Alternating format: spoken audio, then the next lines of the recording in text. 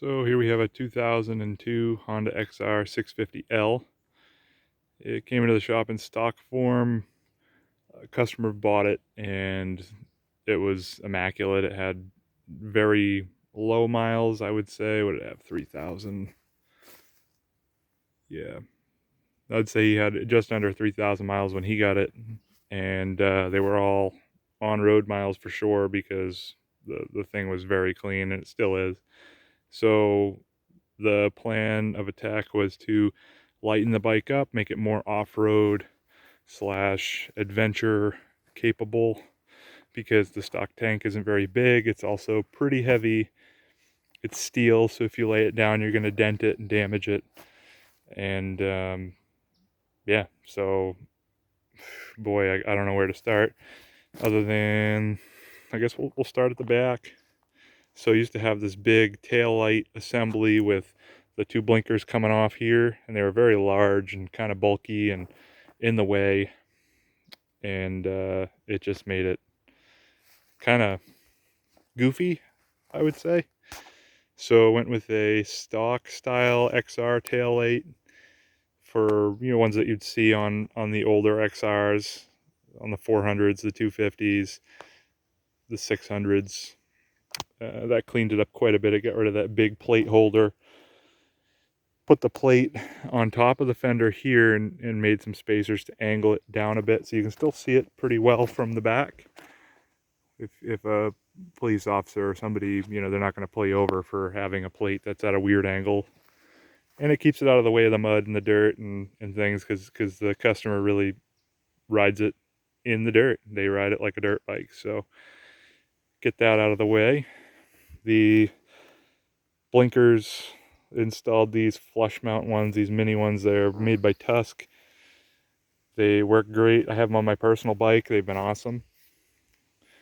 The exhaust is a Lex. It's just a slip-on. It fit pretty nice. It is pretty long. You've got, just, give you a side shot. I think it looks all right and it sounds good. But ideally, it'd be nice if it were a little shorter, in my opinion. But again, this is fine. So go to this side, XR600R side panels, because the battery box and all the electronics have been relocated. So the battery is now under the seat, and along with all the electronics, the CDI box is inside the air box. The starter solenoid is packed in there also. Snorkel's been removed. It's got a uni air filter. It's been desmogged. Let's see, what else? It's got a TM38 pumper carburetor. It's a Mikuni. Removed the kickstand safety switch as well as the clutch safety switch. Let's go in the control area. See, we've got some what are they? Oxford heated grips. I've never run those, but apparently they work very well. The controller up here, I believe the off-road accessories, there's also a support for the subframe back here, the foot peg bracket here, and this fork brace. They're all from Hemisphere Off-Road, and they appear to be of very good quality. They're kind of a cool company. They seem to focus on a lot of the older XRs and whatnot. I was a little sidetracked, sorry. So back to the controls. Got some Pro Taper bars. Got the Rox risers. So in the XRs, I find that the bars are kind of in your lap, and they're back further than I think they should be. So when you're standing, they feel really awkward, especially if you're somewhat tall. So this moves the bars up and forward. You can roll them forward, which is great. The headlight stock. This mirror is actually the old clutch lever. So I cut that down and, you know, utilized it for the mirror mount because it's rugged. Keep walking around this thing. Lever, I believe, is a Moose Racing lever. They don't sell them anymore, but able to find one on eBay as a new old stock, and it's a great lever. It's rugged and it also reduces the clutch pull. So for a cable clutch, it's pretty good to be able to do that with one finger. The whole number plate assembly, it's pretty large. He likes it because it breaks the wind when it comes over. He says it keeps him from getting so fatigued. Front fender is a Polysport, what do they call it? A Supermoto fender, and it's got more venting back there. Not that these really overheat too bad. They've been pretty decent.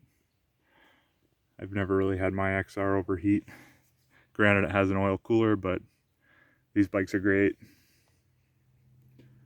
Oversized, the Cherubi's tank.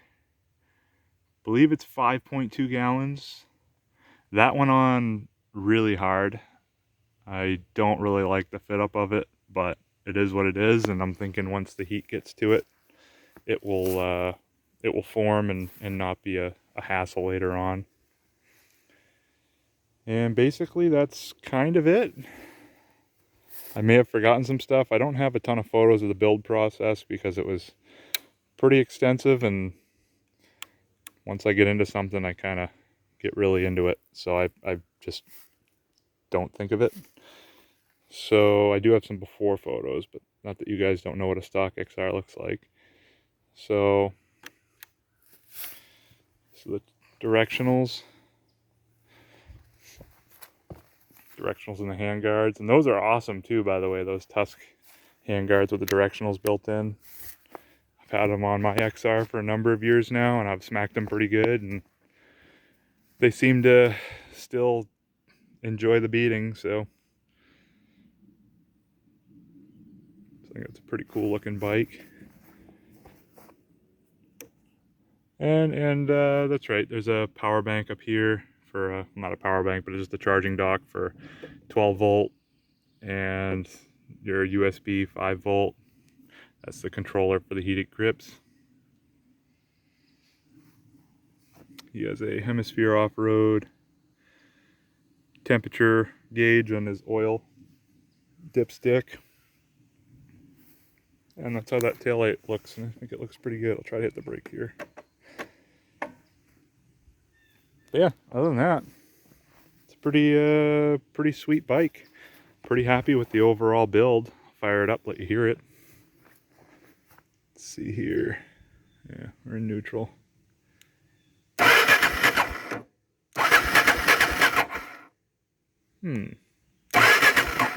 Oh, well, you know, it might help if I turn that on.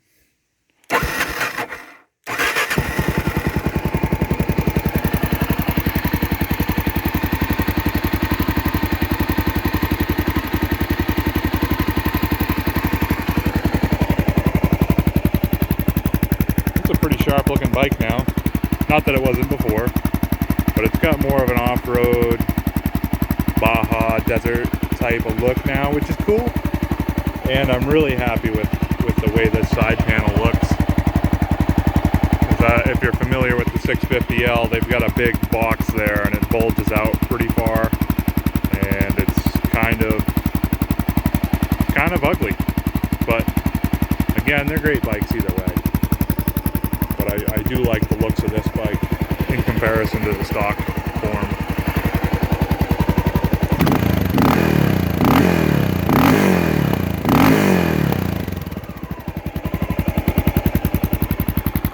It's actually not that loud either. The pipe sounds great. I'm pretty pleased with the tone of it. I thought it'd be a lot louder, so we ended up getting the Trail Saver tip and put it in, and it's kind of angled down, and it gives it I guess, less noise, less decibels, but it was almost too quiet. This sounds great the way it is, so I switched it back out for the stock tip and played with the jetting a little bit, but for the most part, she's running good. Pretty sweet bike.